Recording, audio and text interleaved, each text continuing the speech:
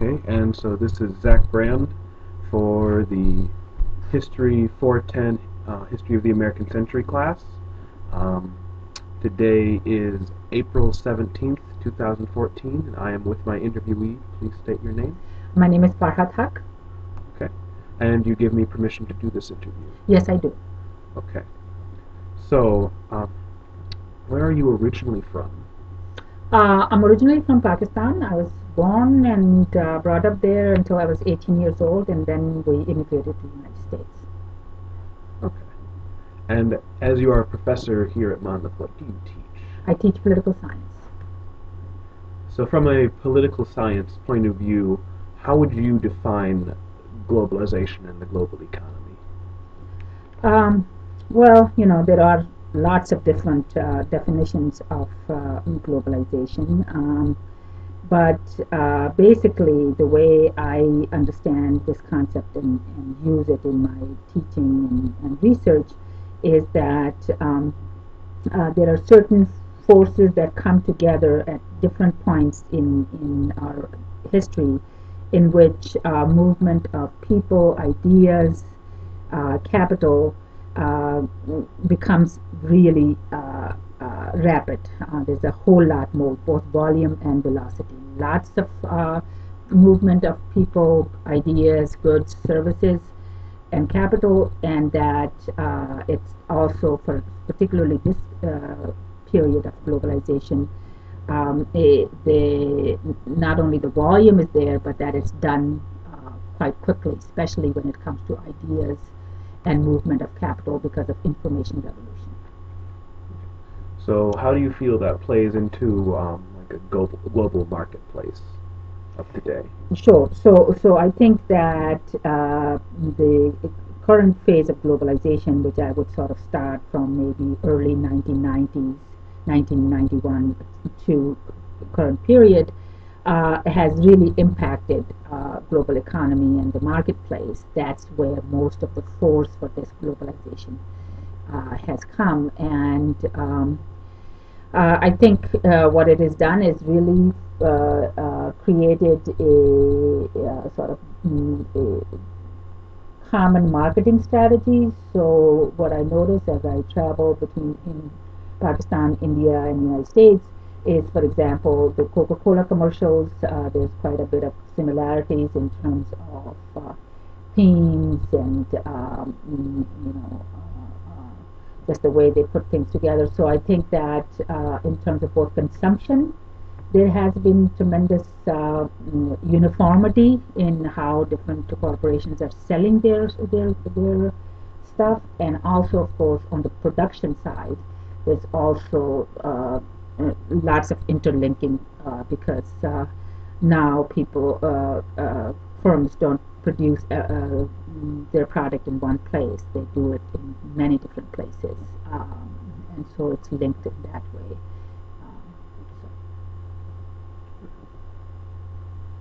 So how do you think, or how are some ways that people are affected by global economy? So I think it's a very powerful force. It's most definitely impacting people's consumption habit, as I said earlier. And so, the example of Coca-Cola that I gave you, unfortunately, so much marketing around Coca-Cola has meant that in many of the developing countries, the consumption of Coke has gone up. And it's not a good thing because Coke is not the healthiest drink in the world. It leads to all sorts of health problems consumed too much, and it crowds out other better, healthier indigenous drinks.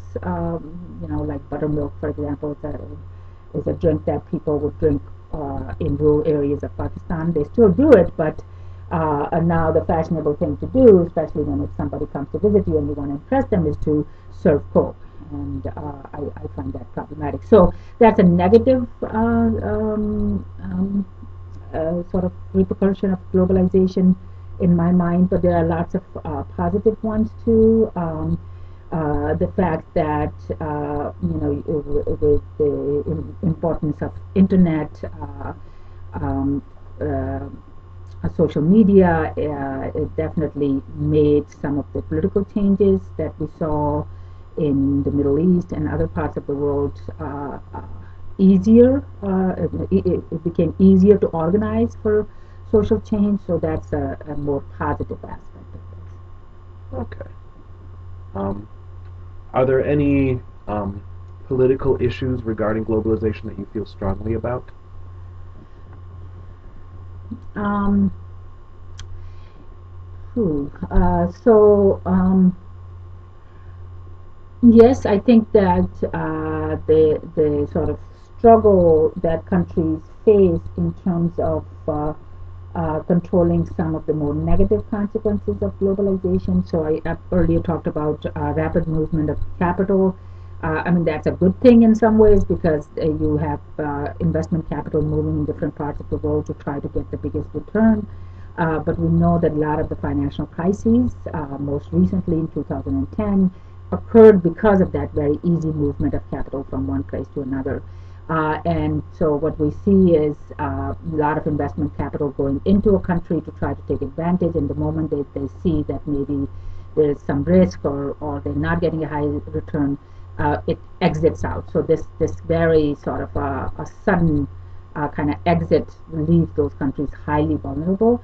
And so I do think that there needs to be better regulations of that. Lots of issues in around finance and financial capital that led to the economic meltdown that we saw. I think that that is a very difficult part of globalization because on the one hand it has helped grow global economy, but on the other hand the part of economy is grown is more in the finance and not in the production area where there's more employment and income possibilities. And as a result, though, so I think that it just creates too many dangers, and so countries have to come together and come up with better agreement in how they can control some of those forces. Okay. Um, in the novel that I mentioned I was reading for this class, Mm-hmm. one of the things it talked about was with the global market, uh, projects and jobs could be given to other countries so things could be produced cheaper Mm-hmm. and not charge the company as much so they can make a better profit. Um, though that industry being sweatshops, usually Mm-hmm. taking place in China and Japan. What do you think about those? China and India India. and Bangladesh, maybe Japan more. Um, yeah, I mean, I think that there is this whole debate about globalization producing employment opportunity for poor countries, but then doing it in a way in which the poverty continues because they don't get paid as much. And there, I tend to sort of like lots of different issues. I tend to occupy more middle ground. I do think that globalization has provided significant opportunity for a lot of have-nots around the world. Particularly, for example, for women in garment industry. I know in Bangladesh that's a big sort of a area of growth for women's employment that they can work in garment industry and their income can make a huge difference in their family between eating and not eating. It's as simple as that. And so, but that doesn't mean okay. So then we should say, oh, isn't that great? And just the end of discussion. I do think that we need to continue to hold um, companies accountable, companies who benefit from cheap labor for garment or for whatever other manufacturing, and make sure that they try their best to implement safe working conditions, a little bit more decent wages. Usually, the big companies like Levi or what have you, when they do go to these like China or India or something to get their product, their excuse is, well, we just work with the local contractors, and that's true that they just work with local contractor. But if you talk to the local contractor, what they say is that these companies always want their only concern is price. They want the cheapest possible price that they want to pay, and as a result, then these contractors are then forced to kind of create those sweatshops. And so where these contractors should take some responsibility, but I think these big multinational corporations also have responsibility because after all they're buying from these contractors. Then, so you think there is um, a degree of ethics within it? With so many products being available, people are now starting to focus on the ethics of how their product was produced. That's right. I mean, I think that's important, and here consumers can also make a lot of difference. I think if you and I who go and buy these products, if we are more aware of the conditions in which they are made, and if we're willing to pay a little bit more, rather than paying $12 for a pair of jeans, if we pay $14, $15 pair of jeans, but we know that that extra amount really goes in to address the working conditions of the people who are making these jeans, then I think majority of the people might be willing to pay a little bit more. But our concern, of course, is that we're not sure if we say we're going to pay a little bit more, where that will end up. Would that end up in just adding to the profit of the contractors and the multinational corporations, or would it really benefit?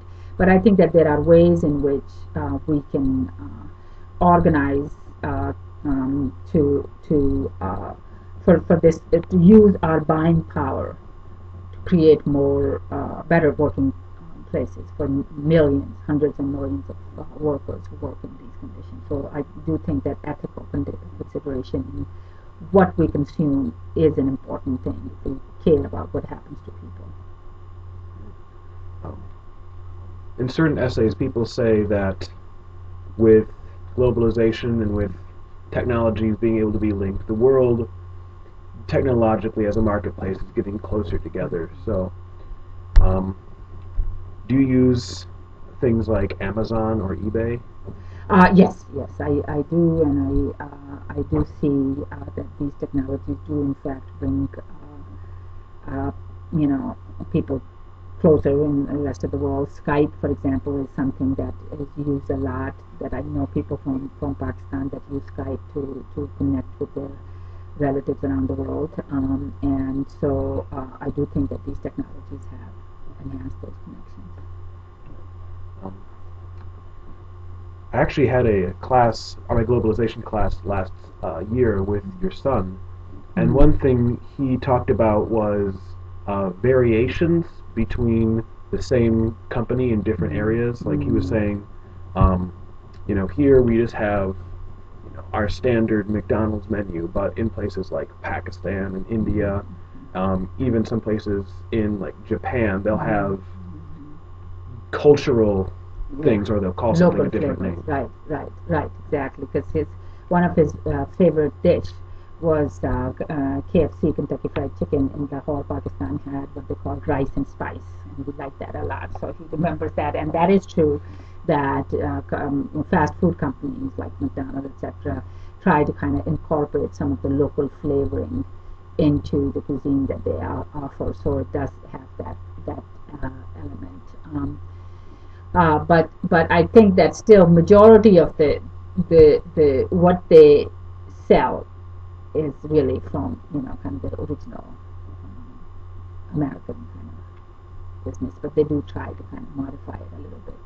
Whether it's Pizza Hut, McDonald's, KFC, I see that they order they have a couple of things on menu that sort of cater to the local taste. But I think for a lot of the locals, uh, they like these companies because of their American kind of connection. And then, um, so again in the book, I was talking about Michael Jordan, and particularly him as an athlete, the teams he played for, and the companies he endorsed, such as like Nike and Gatorade. Um, Throughout the book, it mentioned how people, all throughout the world were wearing, his jersey, wearing his shoes, asking for posters of him, and not even knowing exactly what they are, just knowing that they like the image. So, how well do you think image is sold in global economy? Yeah, I mean, it seems to me that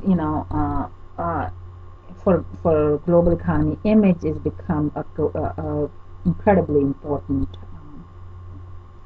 way of selling things. And so Michael Jordan becomes a brand, and you have young men, and to some extent women too, around the world, kind of, as you say, wearing Nike shirts, or having posters of Michael Jordan in their rooms. And what is interesting is that doesn't mean that most of them are football or basketball fan, or maybe even know that much about Michael Jordan, but it is just that he's become this icon, this iconic status, and a lot of it comes through constant marketing. I want to be like Mike, or whatever, and so I think that kind of branding, it sort of connects to some of our desires to be kind of cool, to be in, to be modern, to be successful, and so that's, I think, something that in this globalization phase we have done with marketing. Folks have done really well, that they have created some of these global icons that people just get attracted to, and that helps them then sell a lot of whatever it is that they're selling, because people somehow want to connect to their coolness. Is there anything else you'd like to add? Um, no, I think that's sort of touched on different things. Okay. Well, thank you so much for your time. You're very welcome.